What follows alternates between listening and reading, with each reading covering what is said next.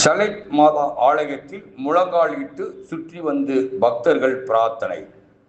திண்டுக்கல் மாவட்டம் தாடிக்கும்பு அடுத்து மரவப்பட்டி புதூரில் உள்ள புனித சலைத் மாதா திருவிழா 22ஆம் தேதி வெள்ளிக்கிழமை மற்றும் 23ஆம் தேதி சனிக்கிழமை ஆகிய 2 தினங்கள் நடைபெற்றன. தாடிக்கும்பை அடுத்து மரவப்பட்டி புதூரில் 140 வருடங்கள் பழமையான புனித சலைத் மாதா தேவாலயம் அமைந்துள்ளது.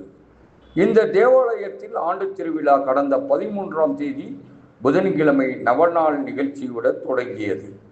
அன்றிலிருந்து ஒவ்வொரு நாளும் மாலை 7 மணிக்கு புனித சலைத் மாதாவின் சப்பரம் மற்றும் புனித சலைத் மாதா திருவுருவம் தாங்கிய கொடி ஜெபமாலை பவனியாக எடுத்துச் செல்லப்பட்டு நவநாள் திருப்பலி நடைபெற்று வந்தன. 21ஆம் தேதி வியாழக்கிழமை இரவு 8 மணிக்கு புனித சலைத் மாதாவின் திருவுருவம் தாங்கிய கொடி ஜெபமாலை பவனியாக தேரோடு வீதி வழியாக எடுத்துச் செல்லப்பட்டு கொடியேற்றம் நடைபெற்றது. தொடர்ந்து 22ஆம் தேதி வெள்ளிக்கிழமை இரவு திருவிழாவின் திருப்பலி, அதனைத் தொடர்ந்து காணிக்கை அழைப்பு நடைபெற்றன. இதன் பின்னர் சலைத் மாதா புனித சப்பரம், அந்தோணியார் புனித அருளப்பர், புனிதர்கள் எழுந்தருளும் மின் அலங்கார சப்பரங்கள் ஊர்வலம் நடைபெற்றன. சப்பர ஊர்வலத்தின் இடையே வான வேடிக்கை வெகு விமர்சையாக நடைபெற்றன. சனிக்கிழமை 23ஆம் தேதி அன்று மாலை 5 மணிக்கு புனித சலைத் மாதா பெரிய சப்பரம் பவனியில் முக்கிய தேரடி வீதி வழியாக வலம் வந்தது. சாலை நெடுகிலும் பக்தர்கள் சலைத் மாதாவை வணங்கி சென்றனர். புனித சலைத் மாதா எழுந்தருளிய சப்பரம் தேவாலயத்தின் முன்பாக நிலைநிறுத்தியப்பட்டது.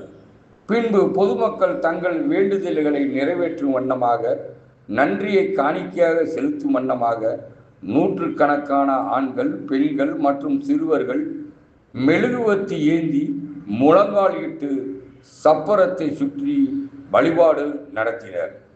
திருவிழாவின் ஏற்பாடுகளை மரவப்பட்டி பங்குத்தந்தை ராபர்ட் ஆலோசனைப்படி மரவப்பட்டி புதூர் ஊர் பெரியதனகாரர்கள் பொதுமக்கள் சிறப்பாக செய்திருந்தனர். குறிப்பாக கடந்த மார்ச் மாதம் 23ஆம் தேதி குருத்தோலை ஞாயிறு அன்றிலிருந்து இன்று வரை சுமார் 25 முறை இந்த தேவாலயத்தில் சுற்றி புனித நீரூற்று ஏற்பட்டு உள்ளது என்றும், அதனை ஏராளமான பொதுமக்கள் நீரூற்று தோன்றிய இடத்தை பார்த்து தரிசனம் செய்து செல்கின்றனர் என்பது குறிப்பிடத்தக்கதாகும். மேலும் இந்த நீரூற்றிலிருந்து சேகரிக்கப்பட்ட புனித நீரை தீர்த்தமாக பொதுமக்களுக்கும் வழங்கி வருகின்றனர் என்பது குறிப்பிடத்தக்கதாகும்.